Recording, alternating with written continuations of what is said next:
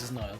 And we reviewed This Is Spinal Tap from 1984. It's movie 235 on Metacritic's all-time movie list from director Rob Reiner. Its running time is 82 minutes. Very short little experience.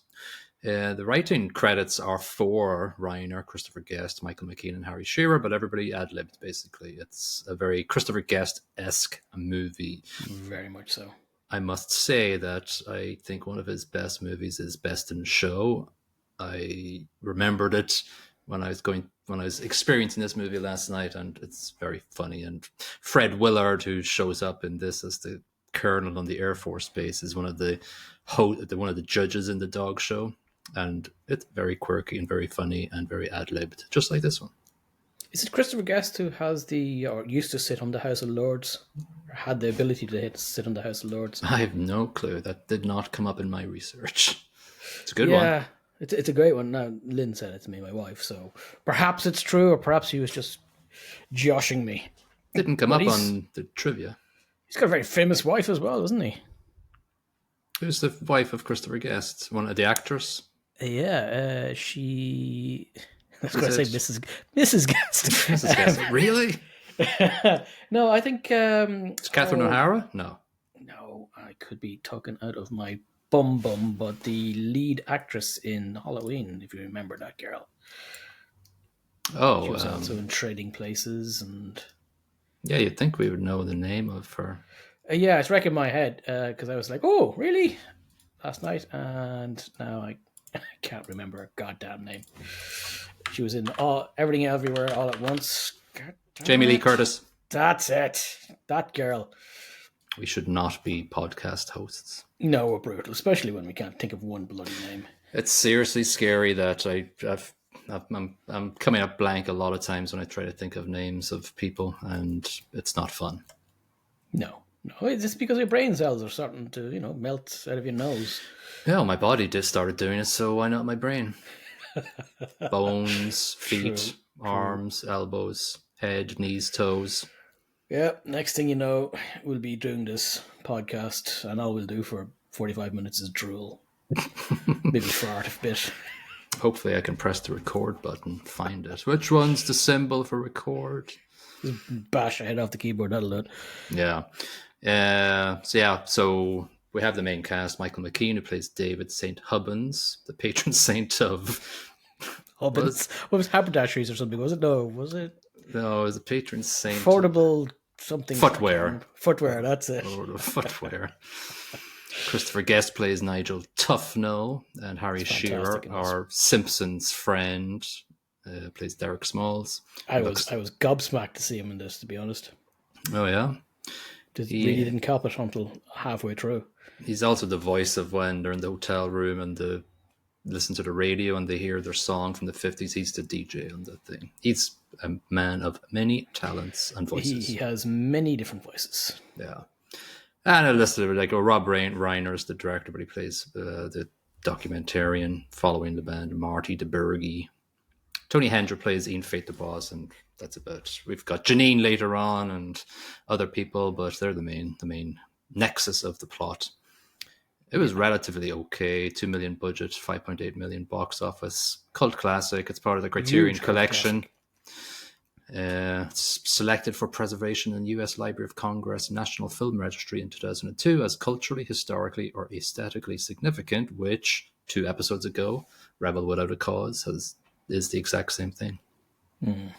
I disagree with that placement, but I suppose culturally significant, absolutely. Yeah. Just boring. You're tearing me apart. This one has got a Metascore of 92 and a user score of 8.1. So for a comedy, that's pretty bloody decent. That's stunking, really. It really is. I think when it came out, though, it was hyper original. The mockumentary approach was kind of a undone thing at that time. And the fact that it's comedy, but it's very documentary-esque. I watched a podcast from Commode and Mayo yesterday. Mm-hmm. They were talking about the sequel to this. And apparently a lot of people were unaware that this was a mockumentary. They thought it was a rockumentary. Right. Quite a few people came out thinking, wow, that was weird and it was that band was strange. Because nobody told them. They Yeah, I went to think. see this in the cinema and went, "Wow, Yeah, I never heard think of them before." even the Gallagher brothers, because they actually did tour as Spinal Tap whenever, maybe in the 2000s or whatever, and Liam Gallagher. They came out as the Mighty Wind trio from the other movie, Yeah. and he was about to go away home because he hated the support group, and Noel had to tell him, "This is the actors who played Spinal Tap." It's like, they're not a real band. Idiot. Yeah, but like, there's a lot of that. Yeah, there's a lot of things, but a lot of rock stars and pop stars said this was just so close to the truth that it was shocking about the hilarity and just the surrealism of rock tours. And a lot of things actually reflect real life as well, like the Stonehenge monument. 18 inches. I don't know, it's simple. 18. It's a beautiful scene though, where it drops down from the ceiling and the two leprechauns come out to dance around. It's just divine. I love it so much. It's visually hilarious. Yeah, that's great. So we're introduced to the band basically at the start of the movie, and we do have the main actors. We've got David St. Hubbins, who's the lead singer and rhythm guitarist. And what type of person is he? What vibe does he carry? He carries the vibe of a moron, but they all do. They do. They have a lot of self-importance. They believe what they're saying. They believe that they are the messiah of rock and roll. Yeah, but what's fantastic about that, like, it is a caricature of rock and roll, legends and stars. They portray it in such a way that there's a certain amount of insecurity about the characters as well.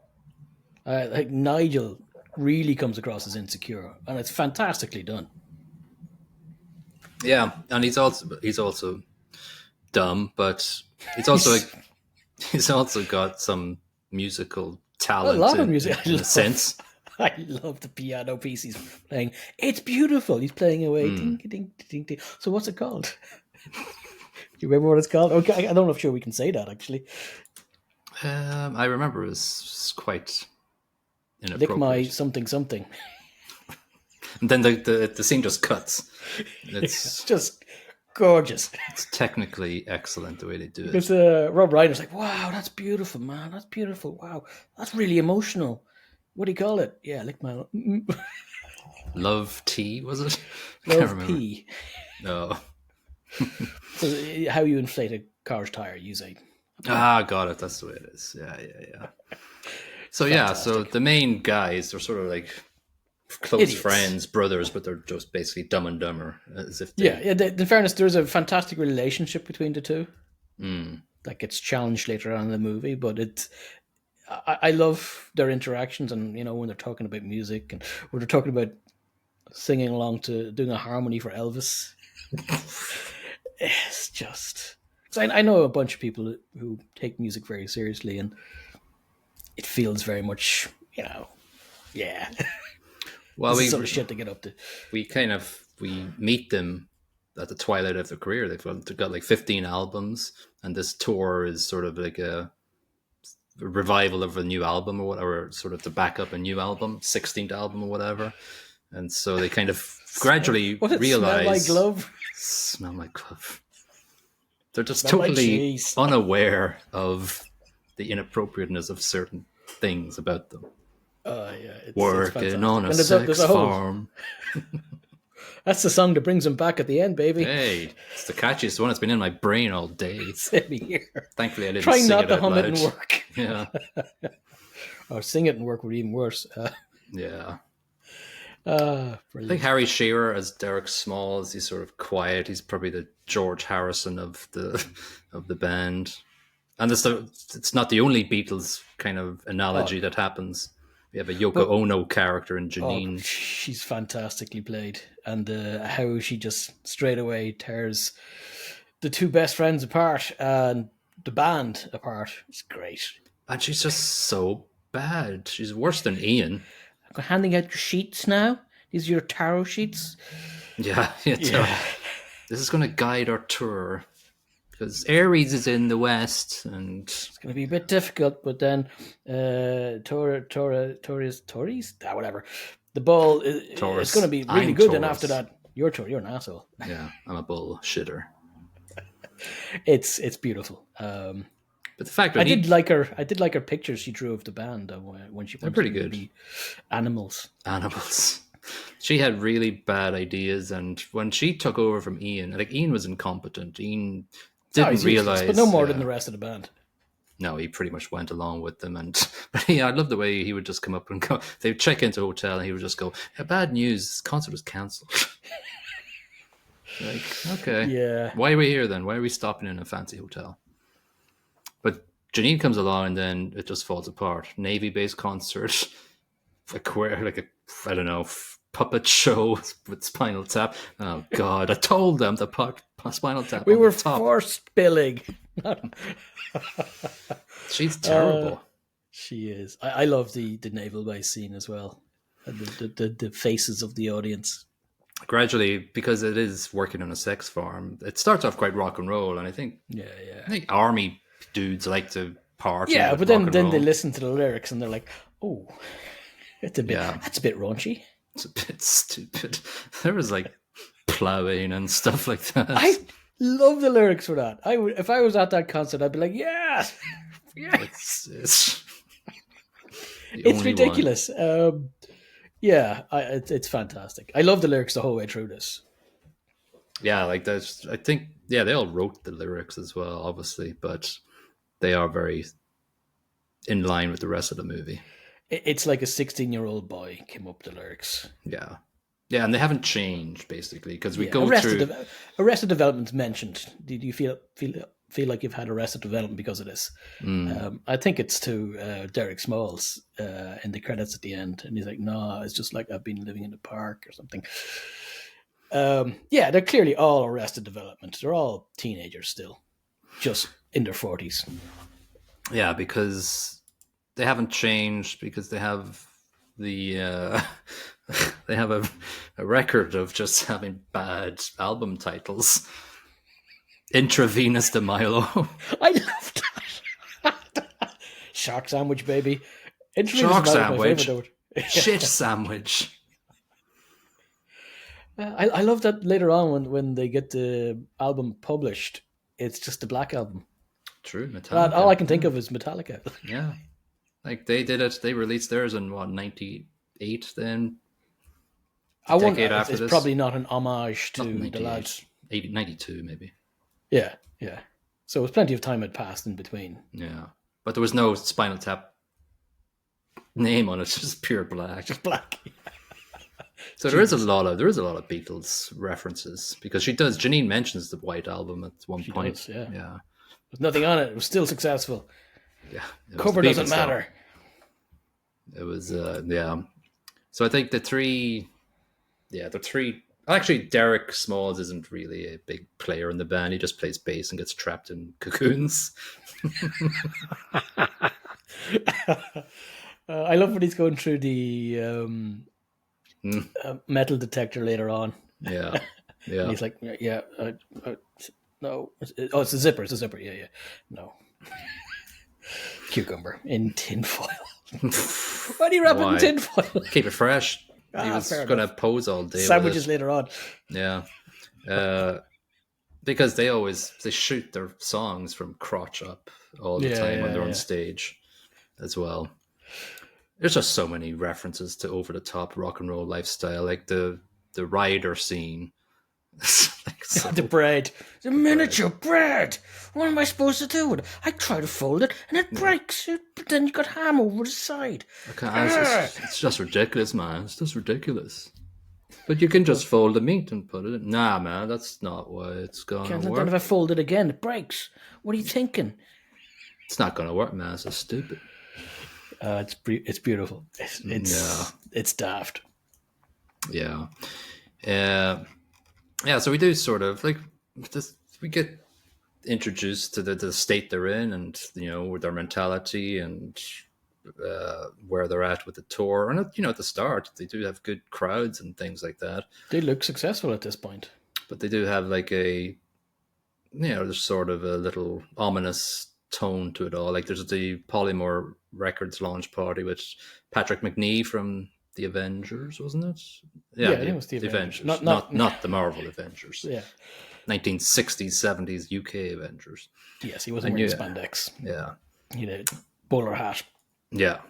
But I think they've got this whole... They don't know who the hell they are, and they're basically... They have this prototype album cover, which is described as horrendous. Smell my glove. Yeah. Yeah, it's got a picture of a woman smelling a glove, but that's as far as we want to go into describing that. Yeah. So they are like going, we're not releasing that stupid cover.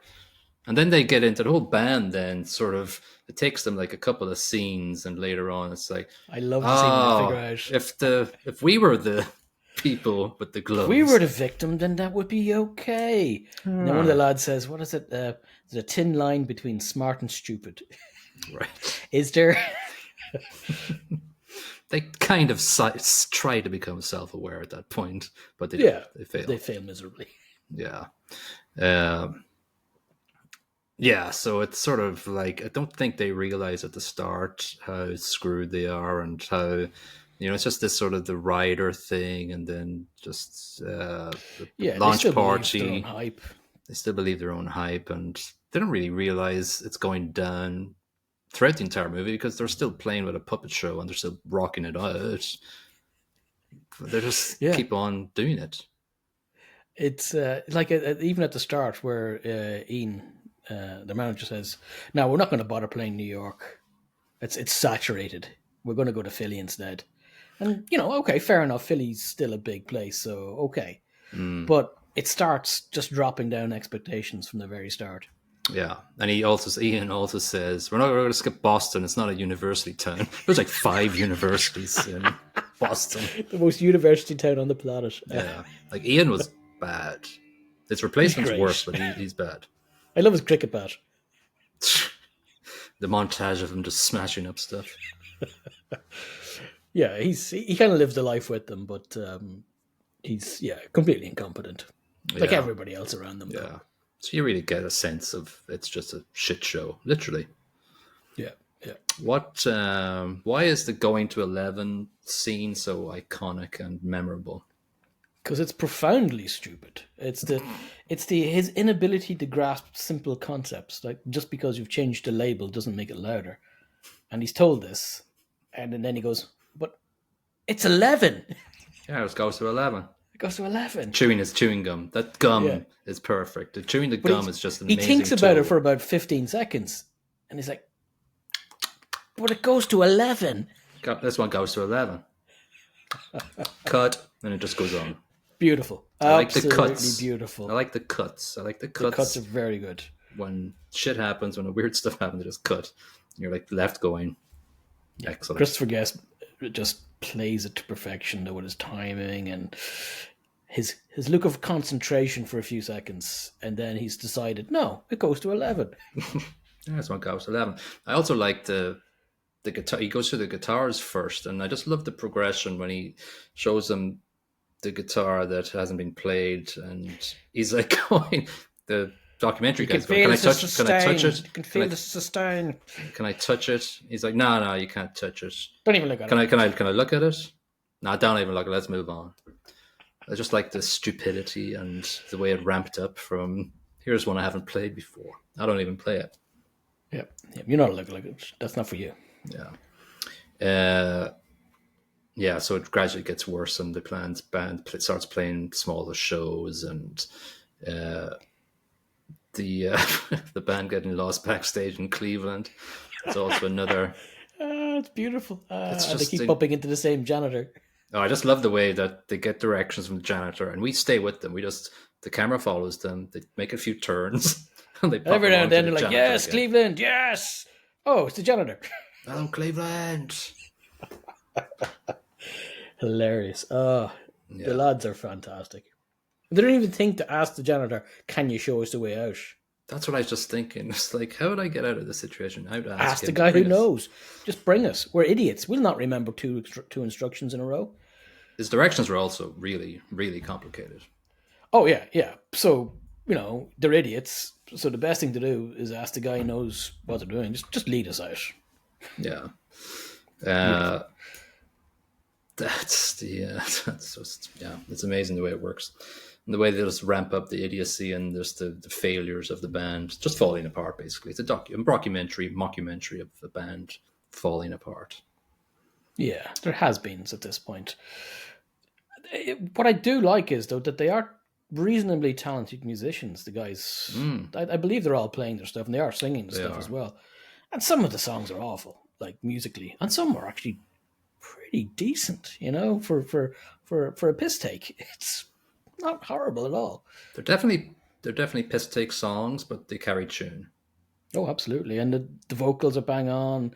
Guitar works decent. Drumming with the exploding drummers, bang on. I love the keyboard player. He's very, very little in it, but when he's has a few minutes, he's just effing insane. He's insane. He's great. And he's got a look. He's got a look. He's got substance issues. You get some allusions to... He says a few things to, I think, the bass player at some point, and you can just hear it in the back. Yeah, Crystal Met Speed. Yeah, he's like... He gets asked a question, and he goes, yeah, and then goes back to the conversation.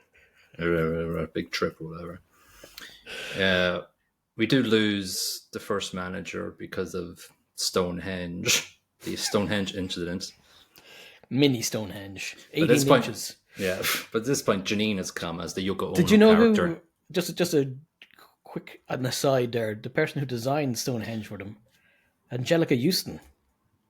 Really? There's a lot of... She's in it for like 15 seconds. I love the way, though, she's listening to Ian talk, and I could see her just kind of going... Yeah, clicks. She goes, oh, shit.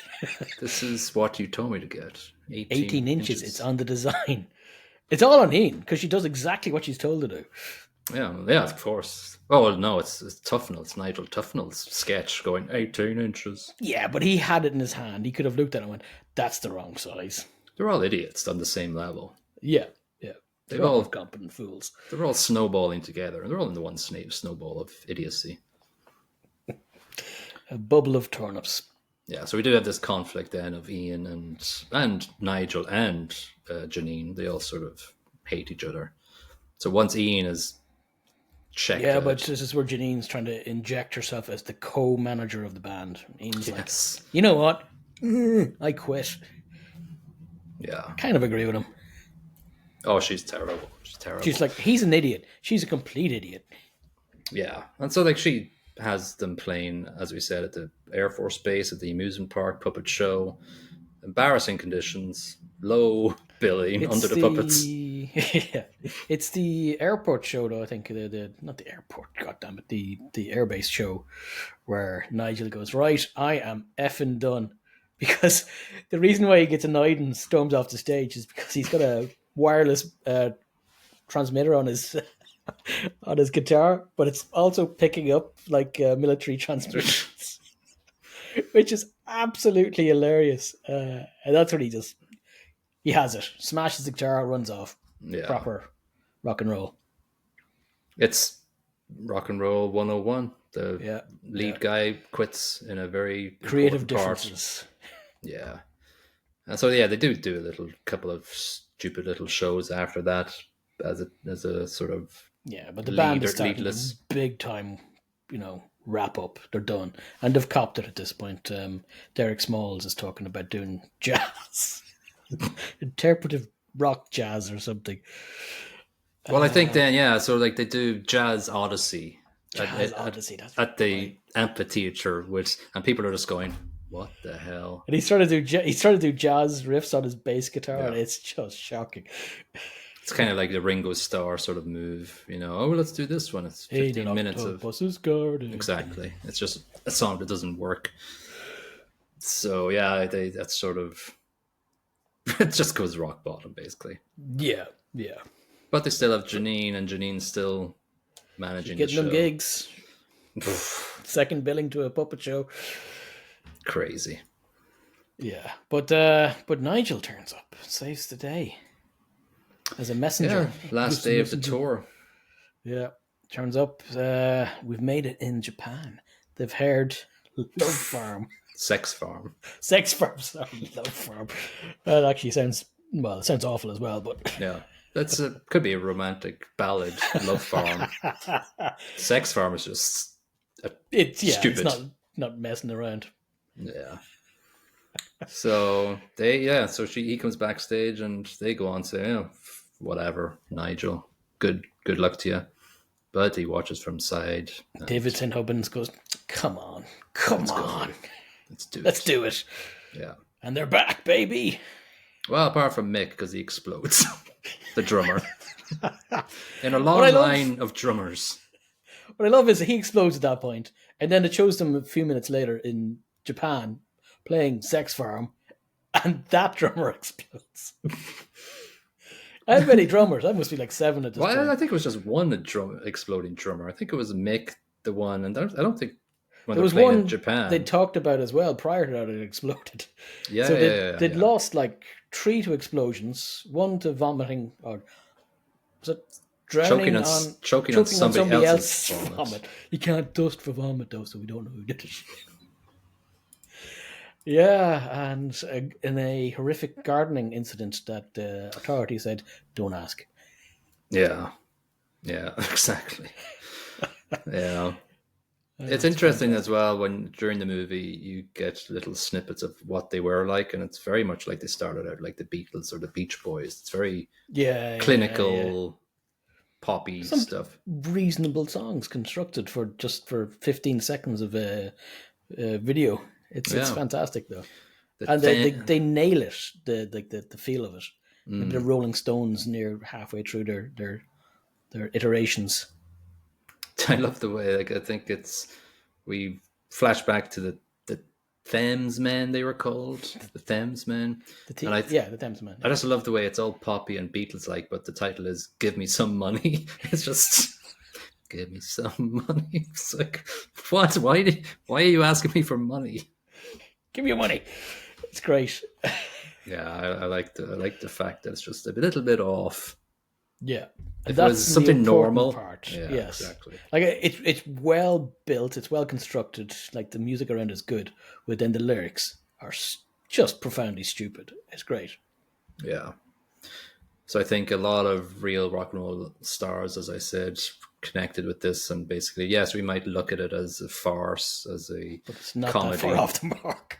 Not far off the mark because of the lifestyle that they lived. Like I think that was it Van Halen that was like the no brown M&Ms or something, and so you can just list a lot of these stories and then just grab them and make a movie out of it, and it just as this is, it just feels like it could happen. It's possibly one of the most accurate rockumentaries out there, even though it's not one. Yeah. So what is it? Is it a celebration? Is it a critique? Is it a parody? Is it a farce? I think yes. All of the above. It is all of those things. It is a farce. It is a parody. It is a celebration, and it's just a good time as well. It's a very intelligently put together parody of the rock and roll lifetime of the time. Yeah, for sure. And it's not completely insulting at all. It's quite insulting, but also it pays a bit of homage to the stars of the time. So I love it for that. I respect it for that. And it doesn't just paint them as two-dimensional characters either. No. They're, for a comedy, for a 1 hour and 20-minute comedy, you get to know the characters quite a bit, and that's quite clever. Yeah, you actually start, rooting for them, the idiots that they are. Yeah. Even Ian, you're like, come on, Ian, back in the band, yeah. Yeah, and he's at the end with the cricket bat. Looking over at Janine. Exactly, yeah. And even like Derek Smalls, the bass player, he really doesn't have too much to do in the movie, but he's there. But he's still a quite very strong. likable character. Yeah. And he's got a foil wrapped cucumber in his pants. So. Genius. Absolutely genius. I do like ad lib things, like Curb Your Enthusiasm is all ad-libs, non-scripted stuff. There's guidelines and they just have to fill it in. And I do appreciate ad-libbers, and I just like the way a certain amount of talent for that, don't you? Yeah, I like the way all doing this. They riff off each other, because you can hear it when they're talking. They're kind of going, yeah, yeah, and like there's a whole adage of in ad-libbing and improv, you never go yes, but you always go yes, and so you have to build on whatever somebody is saying. You can't contradict it or stop it. You can't stop the idea. You have to continue it, accelerate it, build upon it. Yeah. Yeah. So if I said, yeah, I was walking down the street the other day and saw a dog. And it was licking its anus. Yeah, there you go. And I would go, yeah, and I joined him. And you enjoyed it, didn't you? Yes, and I phoned you up and sent you pictures. Yeah. Okay, we better stop there. That was just what happened today. That didn't happen at all. Yeah. All right, I have not reviewed or marked this out yet. I have not either. I was actually worried about talking about this because it was quite a standard funny comedy, and I really didn't have a lot to think about it. Yeah, and I'm fearful of insulting it in any shape or form, because it is beloved by many. Yeah, like the plot, when you think about it, it's not going to be the highest score. I think all the other scores will carry it up a bit. Oh yeah. Plot's straightforward. Yeah, but in its defense, it was super original for its time. I don't know if there was a mockumentary prior to this. I can't think of anything. I doubt it. I think there was was it Bill? Was this Eric Idle? Not Eric Idle. The Tuffles or Tufties or something was a documentary. I don't know if that was before or after this, though. Vaguely remember that. Our plot, we have to talk. We have to think about it in retrospect. Right now it's not a crazy convoluted plot, but for the time and its place in history, yeah, it has to be rewarded. It does nail very succinctly that time and that feeling that rock and roll was. The old rockers were kind of aging out, and it nails it very, very clinically. I'll give it 3.5 then. I've decided. I'm gonna give it 3. Okay. It's a good plot. It's not going to take your face off in terms of, wow, that was amazing. Yeah. With acting, I think the ad-libbing is something that you can look at and go, that's strong. That's a strong aspect of this movie. If it was a scripted movie, it may not have grasped that magic. Well, yeah, but there was a very natural feel to the ad-libbing in this. It never felt contrived. It never felt like they were trying too hard. No. So I think it works really well. And the chemistry between the guys is bang on. Really is bang on. Yeah, and like a core nucleus of them worked a few times more together. So it obviously bottle that up, keep going, keep selling it. Sell it and get loads of money. Yeah. I'll give the acting 3.75. I'm going to go nuts and give it a 4. I really enjoyed every element of the acting. Even there was one guy who comes into the room. I can't remember which city it is, but he basically asked him to kick him up the hole for failing to book anybody into a. Oh yeah, he was good. He was very good. He was just manic. I loved him. But there's loads of little pieces like that, and they're all acted very well. There's nothing that feels tacked on. So I love the acting in this. Artie Fufkin, Polymore Records. Artie Fufkin. Oh, fantastic. Yeah, and just the way he kept on saying it, he just came in with a positive attitude. Oh, very, very super, super hyper. He feels like he's something you would meet in the record industry. Oh, you know who that was? That was Paul Schaefer, who was David Letterman's music composer on his chat show. Yeah, he's excellent in this. He's really good as Artie Fufkin. Yeah, Polymore Records. It's my fault. Oh, it's all my fault. It's all my fault. Kick me up the bum. Come on. Yeah, very good. I'll give the soundtrack 4 because it was caught in my brain today, but I actually didn't go to Spotify and play the songs on it, which I should have. But I think they put a certain level of effort into making the songs that made them sound decent, like a traditional sort of hard rock song, but then they made the lyrics very humorous. They did. And then this, as you said earlier, like the different genres they covered as the band was evolving, they're all nailed. Yeah. Not the lyrics, obviously, but the music and the themes, bang on. Yeah. What will you give it? I'm going to go for a 4 on the music. Love it. Yeah. Yeah. I think production, I think I'll give it a 4 also, just because it captured that mockumentary style perfectly and probably laid the pavement for everybody else to copy it later on. I think the camera angles and just the being intimate with the band was excellent. I'm going to join you in that 4 as well. Yeah. Perfectly produced. Yeah. It's, well, not perfect, but it's exactly what you expect from a rockumentary. And then for it to be humorous at the same time. Yeah. There's a lot of timing you need to get right in that. For sure. Not too crazy of reviewed, like nothing too low. David Kern, a Chicago Reader, gave it 70 and just said the material is consistently clever and funny. I think Roger Ebert really enjoyed this. He's up with, I think, 100. One of the funniest, most intelligent, most original films. And yeah, Boston Globe gave it 100 by Jay Carr. A heady flow of brilliant stupidity. Yeah. I suspect I may have rated it higher myself had I watched it back in the day. There has to be a chunk of nostalgia. You watched it back, not when it came out, because you were like 7 or something. I probably watched it as a teenager, maybe. Yeah. I didn't. So this is the first time seeing it from me, so I don't have that nostalgia. I was watching it with my wife, and she's watched it like 7 times before. So Oh, really? yeah, she's a massive fan of it. And I think a lot of people are like that. If you've watched it when you were much younger, it's a huge nostalgia to it. And apparently on rewatching it, it only adds layers to it. It's stuff you may have missed. Right.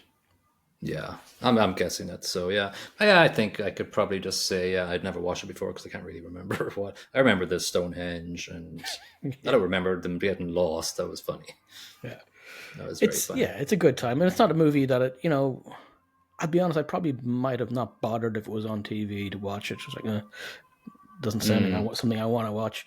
Now, if it's on TV and I've got nothing better to do, I might just watch it. Yeah, well, the sequel came out a little while ago. It's not getting the best of mixed reviews as well, I'm hearing. And Commode and Mayo were a bit I think they said not as bad as it could have been. Here you go. That's basically it. Yeah. But all they were willing to admit about it. They didn't like Elton John in it, apparently. Okay. Well, I think there's a lot of guest stars in it, and I think too many. Apparently, they diminished the movie substantially. They probably would. Paul McCartney thought it funny. That's about it. Every other guest stars kind of drags it down. Yeah, right now on Metacritic it stands at Metascore 58 and a user score of 4.5. So there's no. There's no real. That's rough. Yeah, there's no fan love of it. Obviously, there's a lot of fans of the original, but it's not carrying through to the sequel right now. Yeah, I feel like it may be a bit overproduced. Yeah, and to be honest with you, you get older, you lose the skills of improv and ad-libbing. They are like 900 years old, each of them, like, so what do you expect? Yeah, they're up there in their 80s, 70s, 80s. But big ups to them for trying. Oh, absolutely. If I was doing that at their age, I would be proud of myself. If I'm alive at their bloody age. We can't even remember Jamie Lee Curtis's name. Who? What? We were talking about Jamie Lee Curtis? Yeah. Okay, well, let's not do an encore of this episode and just walk off the stage and not explode. Implode or explode like a drummer. Yeah. All right, well, to keep a little bit of suspense and to maybe keep our options open, we're not going to determine our next episode right now, because we want to sort of keep on top of certain trends and to see, if there are certain things that pop up. We're doing the original Spinal Tap because the sequel came out, so I think we want to start to try and do that. And if we commit to an episode of a movie coming up next, then Can't be as flexible. Cannot be as flexible. Be able to pivot. We're not flexible in our bodies. We want to be flexible. We certainly are not. We want to be flexible in our. This is why that story about you licking the dog's behind is not true, because your spine would have given out. Yeah, I've got to make it work.